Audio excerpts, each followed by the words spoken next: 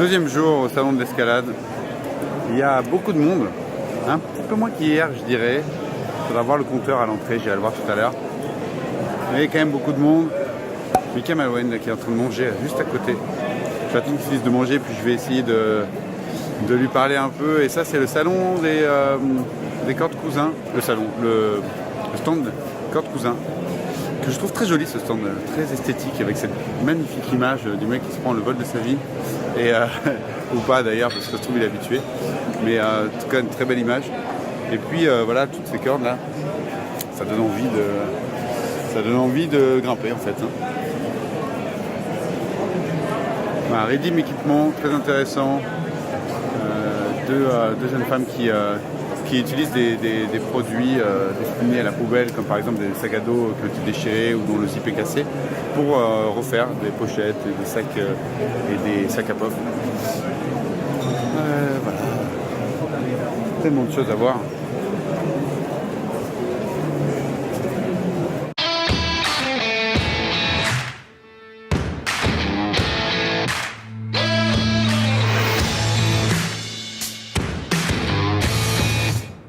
Son parcours, vous expliquer son histoire, son approche et sa pratique de l'escalade et en quoi surtout l'escalade lui a permis de s'ouvrir au monde et comment il a réussi merveilleusement à convertir des désavantages en avis. Voilà.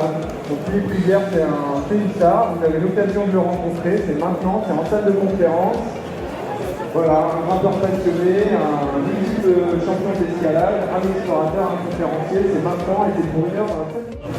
Nombre de visiteurs en temps réel, ça monte. On 4425 personnes, c'est pas mal. Alors je continue mon tour et je tombe sur des gens connus, c'est génial, je viens de rencontrer un youtubeur. Est-ce que vous le reconnaissez lui là? Je suis pas du tout youtubeur, mais j'ai fait des vidéos sur YouTube. Arrête, t'as vu, c'est hyper cool de passer dans l'équipe et tout. C'est vrai, avec les tutos Donne-moi du mou. Ah, là, ouais. C'est rigolo parce que je les ai fait il y a quoi 3 ans et bah, ça continue. On continue de me dire, toi tu fais les tutos. Ouais, grave, rigolo. Moi je t'ai reconnu comme ça. Hein. Trop bien. Et je suis avec Hélène. Bonjour Hélène du magasin Esca. Oui, c'est ça. À Grenoble. À Grenoble. Voilà. Et Hélène donc fait des vêtements, comme on a juste derrière, Ouais. dédiés aux grimpeurs, mais pas que. Tous les gens qui ont une vie un peu active et pleine d'aventures. C'est ça, qui veulent être bien dans leur vêtements. Des vêtements designés par toi, fabriqués par toi, avec des beaux matériaux. À Grenoble, petit atelier. Ouais. Trop cool. Et tu vends en ligne aussi, tu as un site internet? Oui, www.esca-vêtements.fr. Esca-vêtements au pluriel.fr. Et la boutique à Grenoble, partagée avec d'autres artisans. Et tu partages ta boutique avec d'autres artisans? Ouais, sur Grenoble, quartier championné. Donc une côtière. Une côtière. Une côtière qui fait des trucs Une magnifiques. Trop bien. Il faut passer les voir à Grenoble. C'est un endroit où moi je resterai prendre le thé. Cool. Bon à savoir. Alors tous les Grenoblois, c'est là que ça se passe.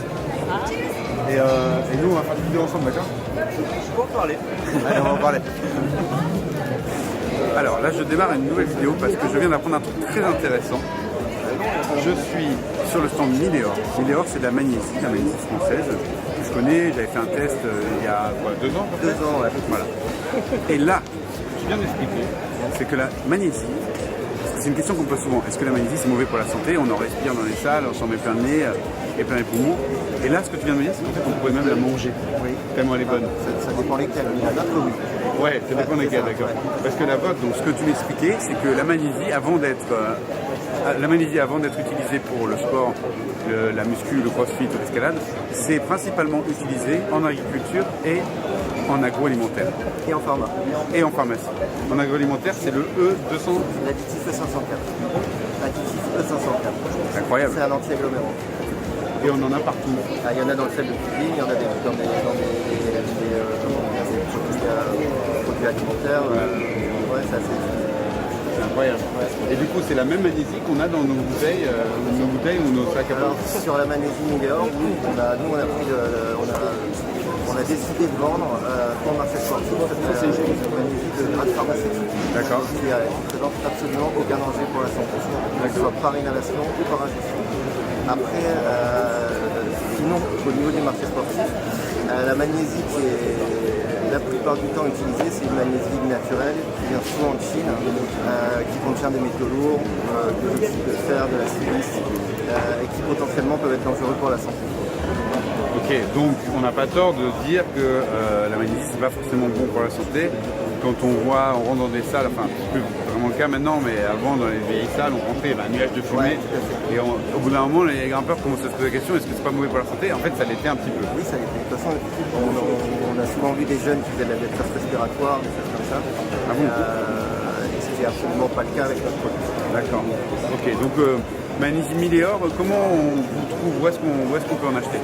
Alors sur notre site internet, www.milléor.fr. D'accord. On a des partenaires qui sont forts comme tout le réseau Blockhouse sur lesquels on est vendu en exclusivité. D'accord. Et puis on a des distributeurs pour lesquels on fabrique, comme EB. D'accord. EB les chaussons? Exactement. D'accord. On va être présent dans certains magasins Decathlon. Ok. Et puis voilà, pour l'instant on continue à se développer. Eh ben, génial, merci beaucoup Ludovic. Merci à toi. Je vais pouvoir aller manger un peu de magnésie. Ok, alors Ludo, tu étais en train de me dire quelque chose là, très important, et j'ai dit il faut qu'on le filme alors. C'est important pour notre crème de magnésie, c'est toujours bien secouer avant l'utilisation, parce qu'il y a en surface, il y a un léger film d'alcool que vous risquez de faire sortir de la bouteille. Auquel cas, au dernier tiers de l'utilisation de votre flacon, vous allez avoir un produit qui va sécher.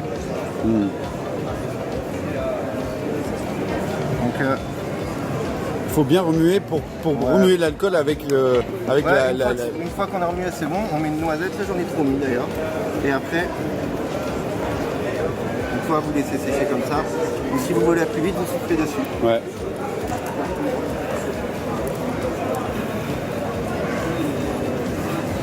Mais ce qu'il faut donc c'est bien remuer la bouteille avant. Sinon, pour bien manger de l'alcool avec la magnésie en tant que telle. Ouais. Et en fait, on voit après qu'on a un produit qui tient vraiment, qui tient vraiment bien. Donc du coup, vous n'êtes pas obligé de recharger. Pour le bloc, c'est parfait. Ouais, pour le bloc, c'est parfait. Moi, ce que j'avais vu dans mon test pour la falaise, le top du top, ça serait de se mettre une couche de liquide avant de partir et après de poffer. C'est ça. Voilà, par-dessus. Ouais, exactement. Ouais. Cool. Merci. Voilà, merci à toi. Et on va le faire aussi auprès d'industriels comme Blue Eyes, Quechua et Cortel Design, c'est un fabricant de sellettes de parapente. Et du coup, c'est pour ça qu'on a une grande variété de textiles finalement. Mais on s'en fiche, on associe tout, ça va très bien ensemble, il y a pas de souci. On peut mettre du jean avec un tissu technique, c'est ok, ça le fait quoi. Ouais. Et même des sangles de parapente, c'est ça que tu disais? Tous les cordons des sacs à magnésie, c'est les suspentes des parapentes. Ouais. On enlève l'âme, comme ça c'est plus souple. Et puis de toute façon, sinon on ne peut pas brûler le bout, donc on enlève l'âme. Tous les resserrages que tu vois, ça vient des vestes, des sacs à dos, etc. Et puis les tissus, celui-là là, par exemple, ça c'est du sac à dos, c'était un sac à dos de montagne. Et puis ça, c'était une veste de montagne. Et puis ça, pareil, c'est du sac à dos, je crois. Et ça, c'est du sac à dos. En fait, ces sacs à dos, quand la fermeture éclair elle est pétée, les gens ils jettent. Ouais. Sauf qu'en fait, les tissus, il suffit de mettre un petit coup de nettoyage dessus et on peut le réutiliser. Trop cool. Et alors, où est-ce que je peux vous retrouver? Je peux acheter en ligne ou comment ça se passe? Oui, tu peux acheter en ligne sur www.redeem-equipment.com. Ouais. Voilà, on a fait le site il n'y a pas longtemps, donc il y a un peu de stock, mais ça va grossir de plus en plus. Et vous faites ça en France? En fait, c'est nous qui fabriquons sur Passy, à côté de Chamonix. Là. D'accord. Et on rame pour produire, parce qu'il faut produire beaucoup, parce qu'il y a de la demande, mais on est petit et on doit tout faire, donc c'est pas simple. Du coup, on est en train d'essayer de se faire aider au niveau de la production par des personnes handicapées et des femmes en insertion sociale.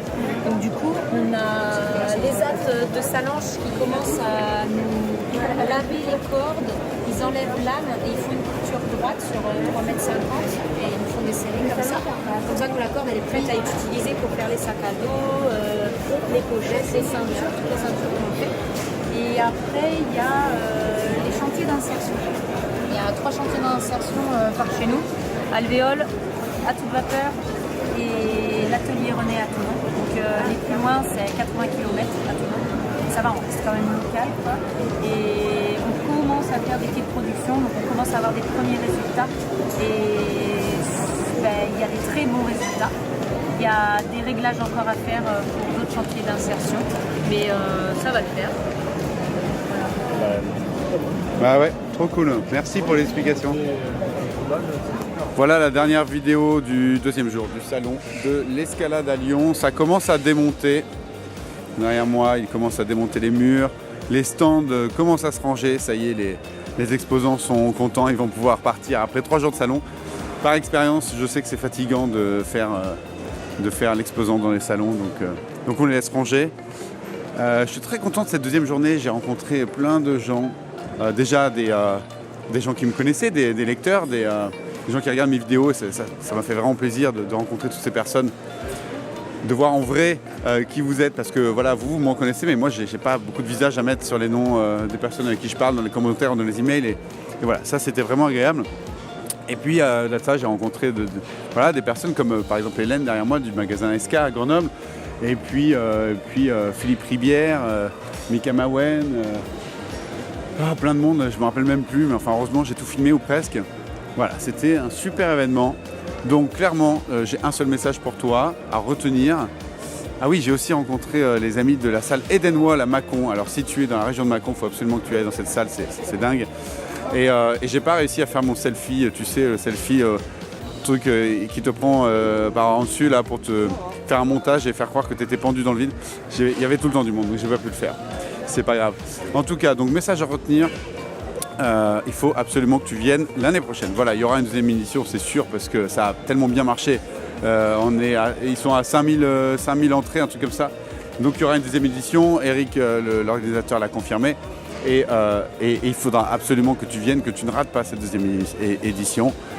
Parce que c'est trop bon, voilà, déjà il y a le matos, tu vois, derrière moi là je suis dans les allées où il y a du matos partout. Et puis il y a les gens, et puis il y a l'ambiance, et puis voilà, c'est la grande famille des grimpeurs qui se réunit.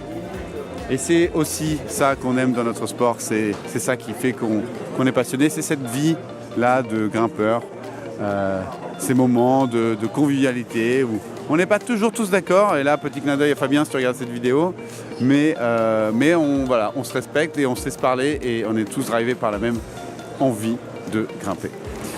Sur ces belles paroles, je te souhaite une bonne fin de journée, je te dis bonne grimpe, bien sûr, et rendez-vous dans la prochaine vidéo. Ciao. Tu veux pas t'approcher là, mettre ta tête ici? Là, mets ta tête ici. Ouais, là, par fenêtre. Ouais, pas ça. Voilà. Ceci ne sera pas diffusé. Regarde.